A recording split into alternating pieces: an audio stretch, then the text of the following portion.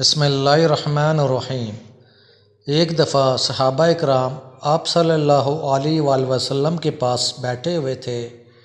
ایک یمنی اپنی سرخ اونٹنی کے ساتھ حاضر ہوا۔ اس نے اپنی اونٹنی مسجد کے دروازے کے ساتھ باندھ دی اور آ کر صحابہ اکرام کے پاس بیٹھ گیا۔ صحابہ نے آپ صلی اللہ علیہ وآلہ وسلم سے فرمایا کہ یا رسول اللہ، یہ اونٹنی جو اس کے قبضے میں ہے چوری کی ہے۔ آپ صلی اللہ علیہ وآلہ وسلم نے فرمایا، کیا تمہارے پاس اس بات کی دلیل ہے؟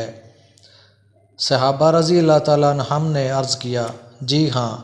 تو آپ صلی اللہ علیہ وآلہ وسلم نے حضرت علی رضی اللہ تعالیٰ عنہ سے فرمایا، اگر اس اعرابی پر چوری کی گواہی مل جاتی ہے تو اس سے اللہ کا حق لو، یعنی اس پر چوری کی حد نافذ کرو، اور اگر چوری کی شہادت نہیں ملتی تو اس کو میری طرف لوٹا دو۔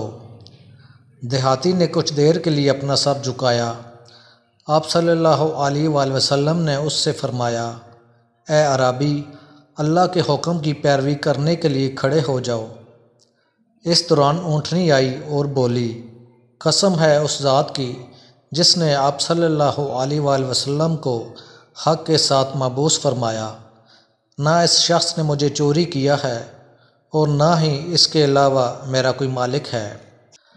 آپ صلی اللہ علیہ وآلہ وسلم نے اس اعرابی کو مخاطب کر کے کہا کہ اے اعرابی، تو نے یہ سر جھکا کر کیا کہا تھا؟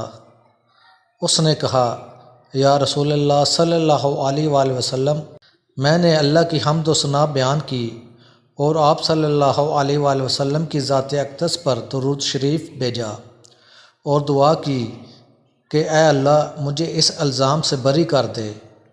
آپ صلی اللہ علیہ وآلہ وسلم نے فرمایا، اس رب کی قسم جس نے مجھے مبعوث فرمایا، اے عربی، میں نے دیکھا کہ فرشتے تمہاری بات لکھنے میں جلدی کر رہے ہیں، تم مجھ پر کثرت سے درود بھیجا کرو۔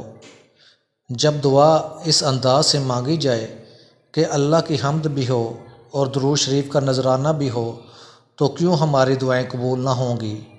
ویڈیو پسند آئے تو چینل کو سبسکرائب کر دیجیے گا۔ جزاک اللہ۔